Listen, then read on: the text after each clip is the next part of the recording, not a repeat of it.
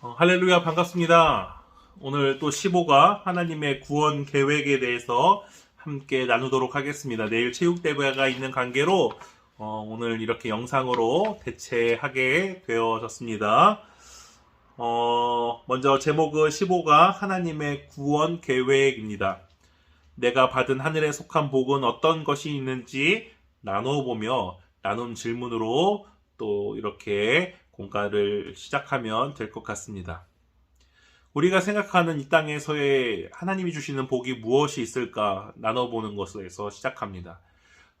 어떤 사람들은 자녀의 돌봄, 지켜주심, 병의 회복, 여러 가지를 나열할 수 있겠지만 특별히 오늘 본문 안에서 에베소서 안에서 하나님이 내게 주신 복의 가장 근원, 복의 중심은 나를 선택해 주시고 구원해 주신 하나님의 놀라우신 신실하심과 사랑을 찬양하는데 그 주제가 에베소서의 주제이며 에베소서의 목적입니다.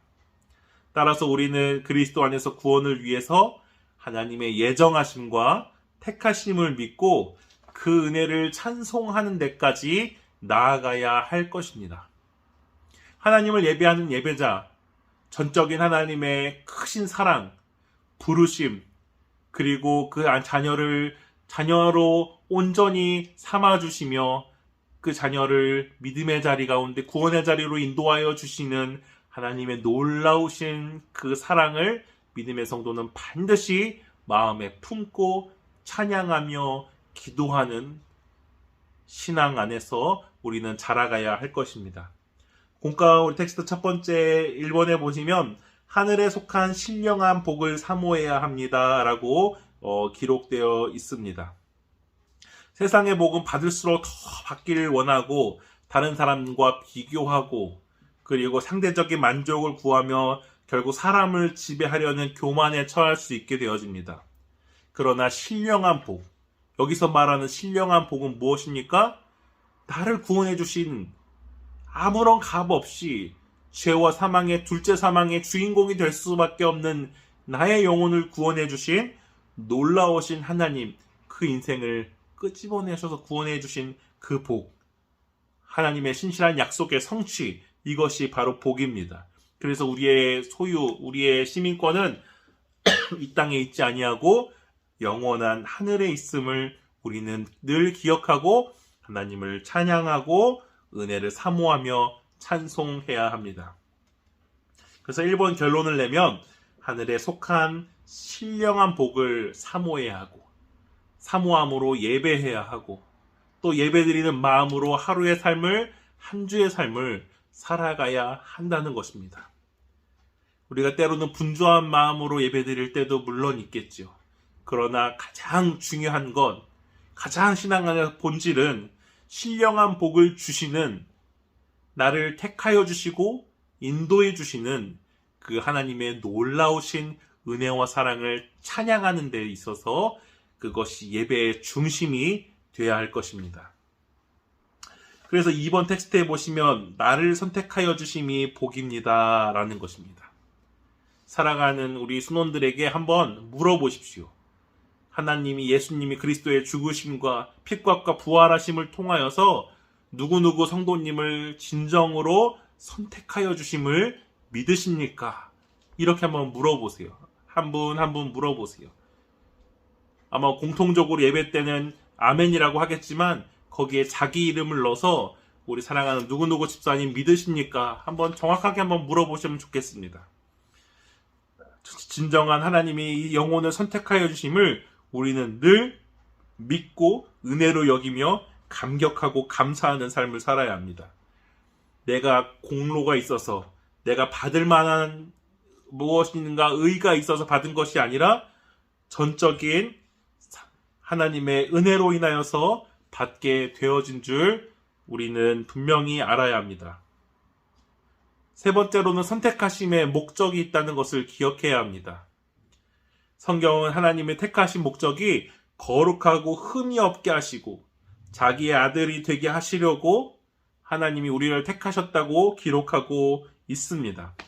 우리를 은혜의 자리, 선택된 자리, 예정된 자리 가운데 우리를 부르심으로 인하여서 우리를 찬송할 수밖에 없게 하여 주신다는 것입니다. 우리는 하나하나 기도의 제목들을 나가고 우리가 세세하게 정말 하나님께 기도 제목을 아뢰며 응답을 받는 것도 너무나도 중요하지만 전체적인 정말 신앙의 바운더리 영역 안에서 큰 숲을 바라봐야 합니다. 하나의 문제가 갖고 와서 그 문제가 해결되면 감사하고 그 문제가 관철되지 아니하면 그 가운데 속상해하는 무엇인가 유교적인 신앙생활을 하면 너무나도 위험한 신앙생활이고요. 정말로 큰 숲, 그 모든 것을 만드시고 이루시는 전능하신 하나님의 신실하심, 택하여 주신 그 구원의 은혜 베풀어 주신 하나님이 이 작은 삶의 문제 또한 반드시 은혜의 장중에 나를 붙들어 주신 같이 해결하여 주실 것을, 들어주실 것을 믿는 믿음의 신앙으로 우리는 살아가야 되는 것입니다. 우리를 선택하신 일, 우리를 부르신 일, 사울을 바울 삼아주시는 일, 무슨 사울이 공로가 있어서 다메섹에서 바울로 하나님께서 그 인생을 부르셨겠습니까?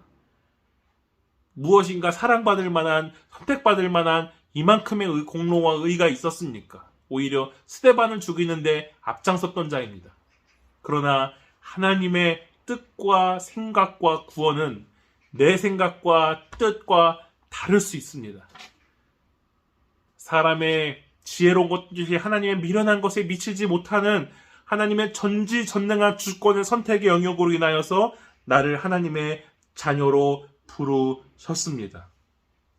부르신 이유 은혜의 영광을 찬송케 하게 하기 위하여서 부르셨다고 에베소서 1장 6절에 기록되어 있습니다. 오늘 또 암송 구절이겠지만 그 기쁘신 뜻대로 우리를 예정하사 예수 그리스도로 말미암아 자기의 아들들이 되게 하셨으니, 순원들에게 있어서 사실은 오늘 텍스트에서 조금 어려운 단어가 있으니 바로 예정이란 단어입니다. 미리 정하셨다는 것입니다.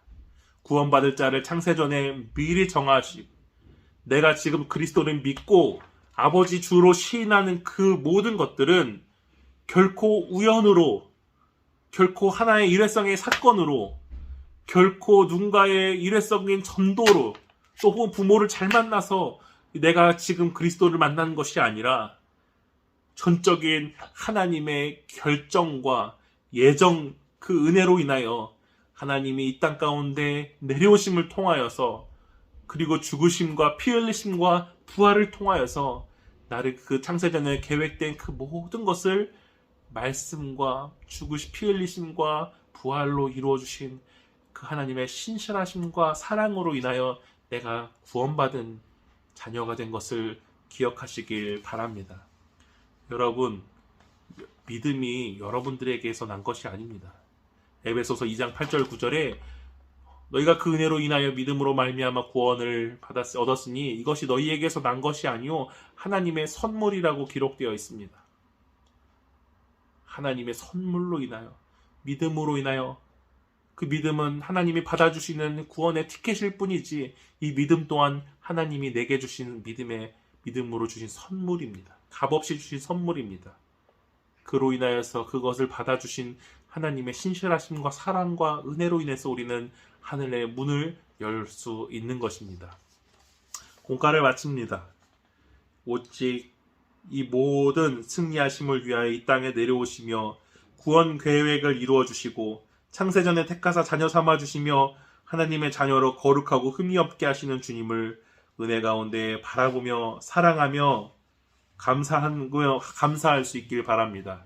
그리고 이제 전도 축제가 얼마 남지 않았는데 태신자들을 한 번 더 같이 위해서 이름을 불러가며 기도하는 시간을 가지셨으면 좋겠습니다. 오늘 또 하루도 승리하시고 한 주간의 삶 속에서도 승리하시는 우리 순장님들 되실 수 있기를 바랍니다. 감사합니다.